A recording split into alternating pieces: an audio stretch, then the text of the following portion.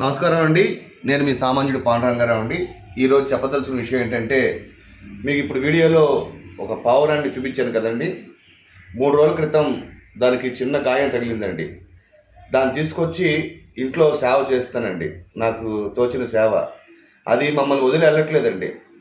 కనీసం ఈ జంతువులకు ఉన్న కనీస ఇంగిత జ్ఞానం మనుషులకు లేదండి. దాన్ని చూసి నాకు ఎంత ఆనందం వేసింది. ఈ వీడియో పెడతాను కారణం ఏంటంటేనండి, వాటికి ఉన్న విశ్వాసం మనుషులకు లేదండి. బయట పెడదామని చెప్పి తీసుకొచ్చినా కూడా అది యాక్సెప్ట్ చేయట్లేదండి. లోపలికి ఎగురుకుంటూ వచ్చి మా ఇంట్లోకి వస్తుందండి. పాపం రెక్క డ్యామేజ్ అయిందండి. ఈ కాలంలో మనం ఎంతమందికి ఏం చేసినా కూడా తిరిగి మనకు వాళ్ళు ఏం చెయ్యక్కర్లేదండి. కనీసం ఇంత కృతజ్ఞత కూడా ఉండరండి. మనుషులందరూ కూడా ఆ జంతువులకు ఉన్న జ్ఞానం ఉంటే సొసైటీ చాలా అద్భుతంగా ఉంటుందండి.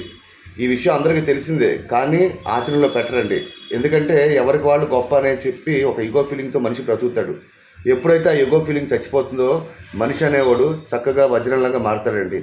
అందుకని చెప్పడానికి నేను చిన్న ఉదాహరణ చూపించానండి. ఈ జంతువులకు ఉన్న జ్ఞానం కనీసం మనుషులకు ఉండాలని ఆ భగవంతుడిని మనస్ఫూర్తిగా వేడుకుంటున్నానండి. నమస్కారం అండి. మీ సామాన్యుడు పాండురంగారావు.